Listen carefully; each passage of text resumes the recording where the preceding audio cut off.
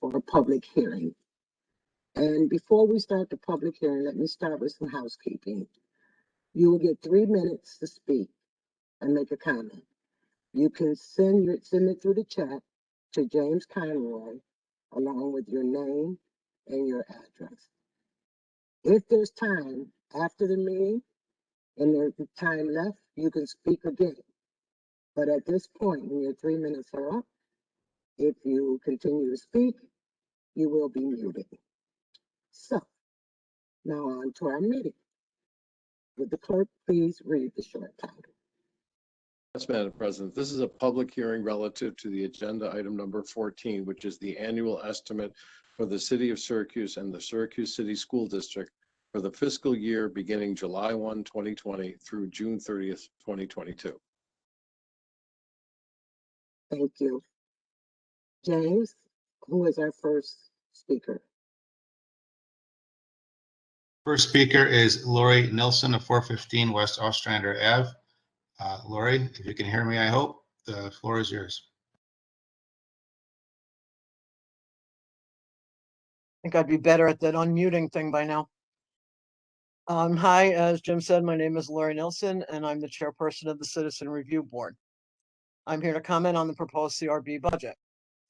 As explained by Administrator Relaford at the previous budget meeting, the CRB is requesting several positions be created to add to the staffing of the CRB office.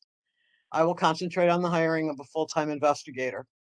As you are aware, the Office of Professional Standards at the SPD has increased in staffing. It now includes 1 lieutenant, 3 sergeants, and will be hiring 1 civilian. The CRB has a full-time administrator and a full-time legal secretary. The CRB averages 100 cases per year to investigate. The Office of Professional Standards averages 120 cases per year. The administrator of the CRB has many additional responsibilities to carry out on a daily basis. The police department has only investigations to do. While the CRB does have the ability to hire a private investigator, and you have agreed to increase the budget for that, this only scratches at the surface. The ordinance allows for the CRB to request to the Common Council approval to hire a qualified investigator on a part-time, full-time, or contractual basis, and we have done so. The suggestion has been made to have board members conduct these investigations. I doubt that anyone on the current board meets the standard of a qualified investigator, and I will not take up the council's time to delve further into why this is not a good idea. If any of you would like to discuss this further, please feel free to contact me, and I would be happy to have a longer conversation on that topic. Backlog of cases is slowly but surely catching up.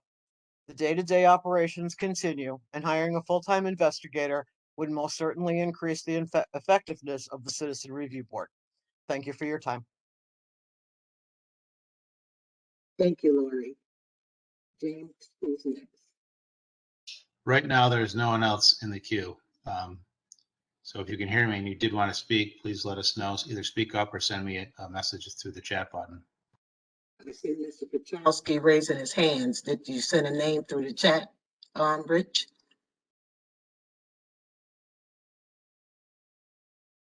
Hello? Hello? We can hear you, Rich. Well, the floor is yours.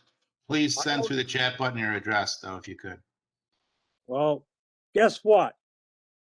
I don't know how to use the chat line. So send Amanda or Pat or Carmelita down here to show me how to use this damn computer. Otherwise, open the door at City Hall and I'll be there in 2 seconds. I forward a statement on behalf of neighbors. It's a 43-year-old not-for-profit community organization active in the city's south, southwest, and near west side neighborhoods. We've suffered a lot through the pandemic, unable to have neighborhood meetings. Hopefully in a few days, few weeks, we'll start back up. Our concern about the budget is there's a lack of funding to address a number of issues. We learned recently there's 1,000 street lights that the city just acquired that are out. We need to hire staff to put these lights back on. They are important for drug-fested crime, violence neighborhoods. We'd like to see the funds increased to $2 million for the land bank. We got a lot of vacant houses in our neighborhoods that need to be parlayed over to owner occupants.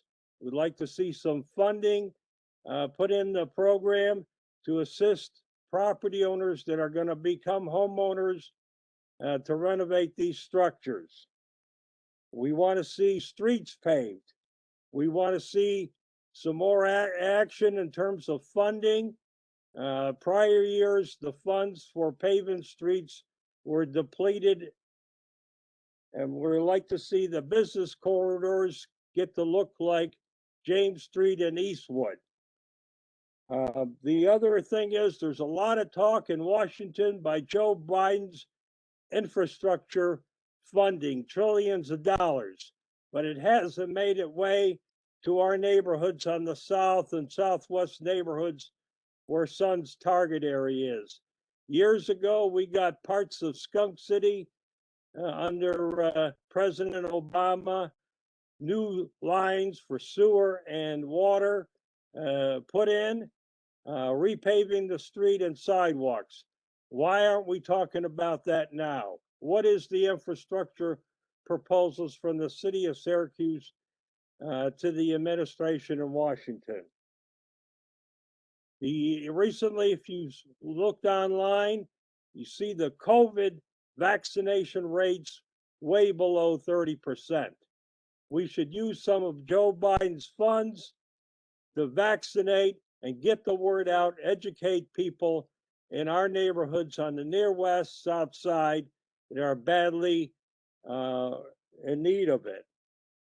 You know, today I heard of a young resident in her 40s that died from COVID. That's unfortunate, and we need to turn that around. Gun violence is off the chain. You saw where an 11-year-old was killed in the daytime. Shot spotters picked up over 1,000 shots fired in last year. We'd like to see the Mr. Pachowski, your time is up. So if you want to send your statement in to the clerk, we'll accept it. Thank you. I only had 2 minutes on my clock. No, your time is up. You had 3 minutes, Well, Rich. what kind of clock are you using, Counselor? I'm not doing the clock. James, let's move on. Who's the next speaker? That's all I have right now. If you're out there and you wish to speak, please speak up or send me a message through the chat button at James Now, see Conroy. how easy that was, Rich? There's time. So you can continue. Yeah, go on, cut your throat. But anyway, you could continue to speak if you like. If not, we'll wait for the next person to come and see what happens.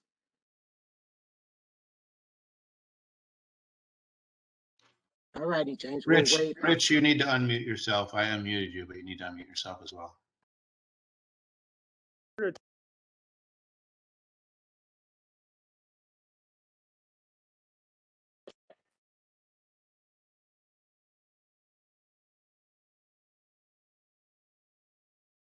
Am I on? You are, Rich. Well,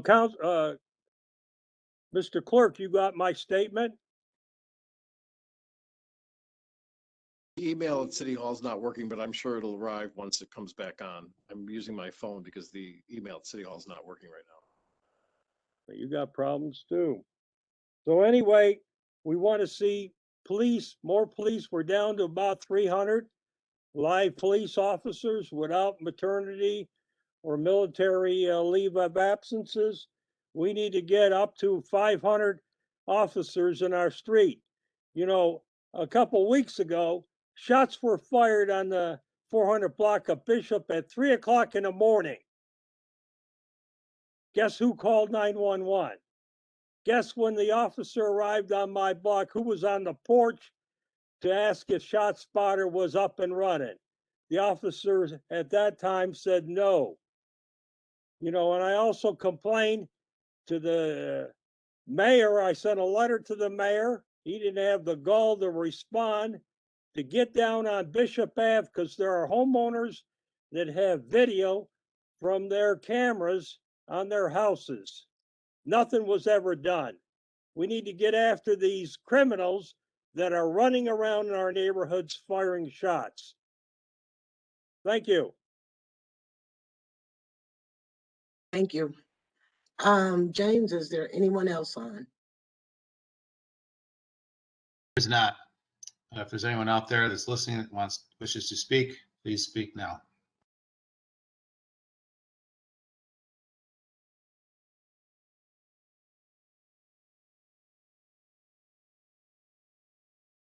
Well, with that, I guess I can declare this public hearing closed, and the legislation will be considered during the regular order of business.